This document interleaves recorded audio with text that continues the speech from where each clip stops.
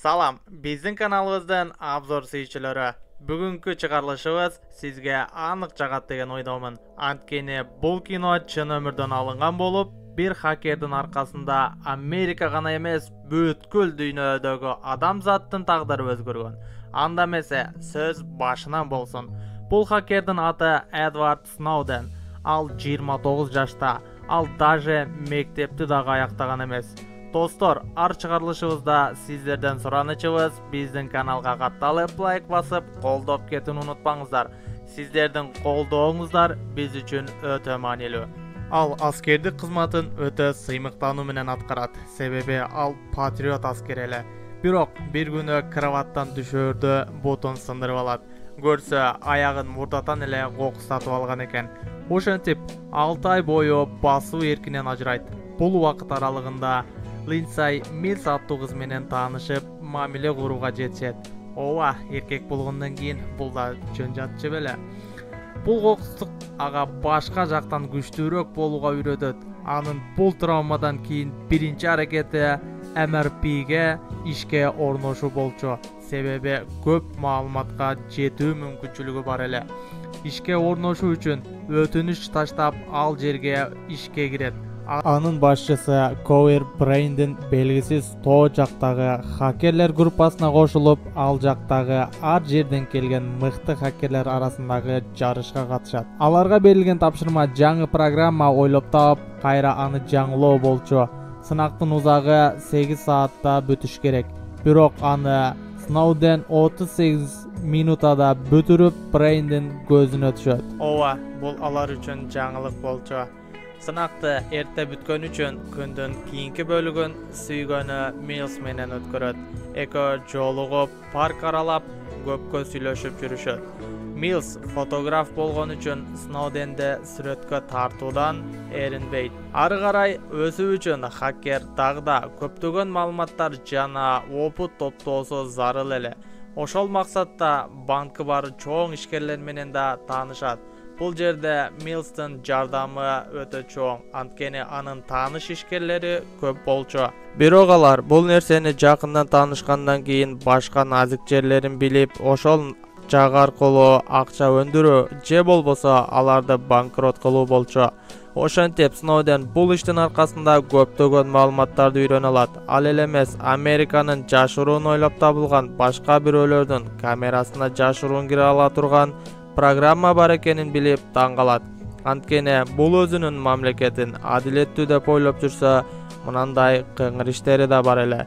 Америка бул программаны жашыруун сактаганынын бир себеби өздөрүнүн мыйзамсыз иштерин жүргүзүү, кээ бирки бай адамдардын сырларын билүү аркылуу алардын ишкердигин тартып алуу же болбосо аларды сындыруу болчу. Сноуден бул иштерден таң калып эле койбой, аларды жасоого да дити барбайт. Бирок бул жумушту түптөн үйрөнүү үчүн бул жумушта калууда башка айласы жок эле.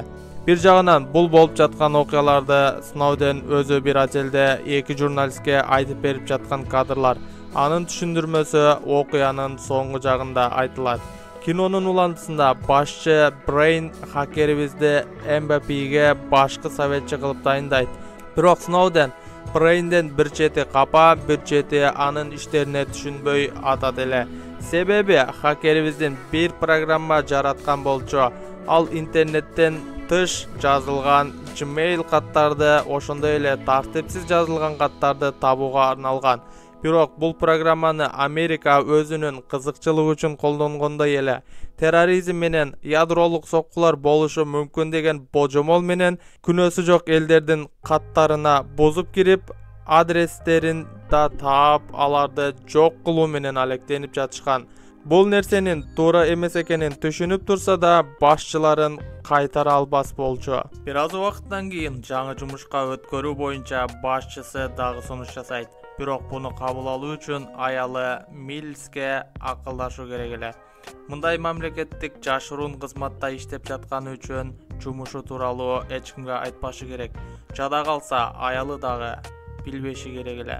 Ушул себептүү көп жолу урушушкан. Хакерибиз көп бошой албайт, аялы болсо убакыт бөлбөйсүң деп талай урушушат. Бул жолу мындай болбоду, анткени хакердин туулгандан бери талма оорусу бар болчу. жаңы жумушу болсо Гавайи аралдарында эле. Балким бул оорусуна жаңы жумушу күйөөсүнүн оорусуна жагып калар деген үмүт менен фотограф аялы буга көнөт. Хакерибиздин жаңы жумушу кытайлыктардын X системасына каршы агенттик болчу. Бул 2012 жылы болуп жаткан окуя. Ал жаңы иши жактан мурдагы кесиптеши Габриэлди көрүп калат. Ал дагы ошол жашыруун базада иштеп жаткан экен. Бул база 2 дүйнөлүк согушта жашыруун курулган жана агенттерди даярдап чыгарган. Ал жактагы жаңы баштыгы Тревер аны коргонуу бөлүгүнө жайгаштырат.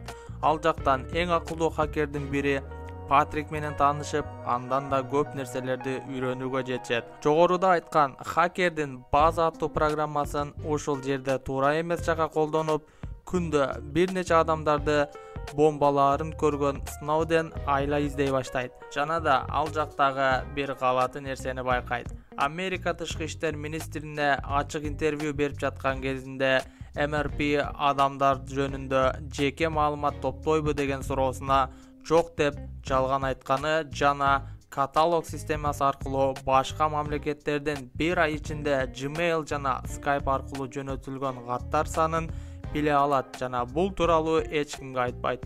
Хакер досторунан башка. Хакердин аялынын дагы күзөткө алышканын байкаган Сноуден Милсти үйүнө жөнөтөт.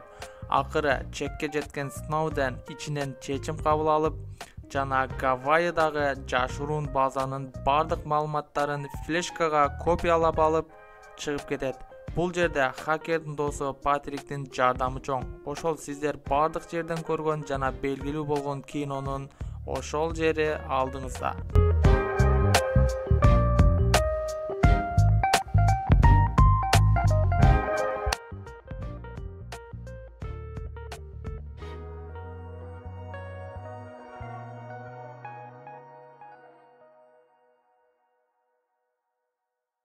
Баш жагында айткан журналисттер Сноудендин базадан алып чыккан маалыматын Американын расмий жаңылыктар жана гезит сайтына жарыялоого жардам берет. Америкага гана эмес, бүткүл дүйнөгө бул кабар тарайт. Башкача айтканда, Guardian гезити жазгандай, ошол кездеги президент Обама бардык америкалыктардын жеке блогторуна бузуп кире алуусуна уруксат берген эле. Бул тууралуу даже дүйнөлүк сот да жүрөт. Албетте, ушундай чоң сырды ачыкка чыгарсаго, бийлик Сноуденди эч нерсе жасабайбы? Анткени бул нерсе адамдар үчүн интернетте ээн эркин колдоно алуу укугунан ажыратат болчу. Бул сыр мамлекеттин бир жерин ачып бергендей эле. Ошол үчүн хакерибиздин бүткүл Американын жада калса башка өлкөлөрдүн да адамдардын колдоосуна жетет. Бул маалыматты жакын журналист достору аркылуу 2013 жылы июнь айларында Гонконг шаарында бүткүл Америкага кабарлайт. Бийликтин издөөсүнөн качуу оңой эмес, ошон үчүн анын кайда экенин, кайда жүргөнүн эч ким билбеш керек. Ошон үчүн жашыруун түрдө ал жерден Таиландка көчөт жана ал жакта жашыруун бир бөлмөдө жакшы адамдардын жардамы менен бир айга жакын жашап, ал жактан Москвага учуп кетет. Россия бийлиги Сноуденди Америкага тутуп берүүдөн баш тартып, ээн эркин жүрүүсүнө уруксат берет. Арадан 3 жылдан кийин белгилүү бир телекөрсөтүүдө Сноуден менен онлайн түрдө интервью алышат. Ошондо ал бунун баарын адамзат үчүн жасаганын жана ыраазычылык билдирүүнү каалаган адамдар болсо, биздин Кызык кино каналыбызга катталып кетүүлөрүн айтат. Бул окуя чын эле өмүрдө болгон болуп, азыр Сноуден үй бүлөсү менен Москвада экени жана алардын бир баласы бар экени айтылат.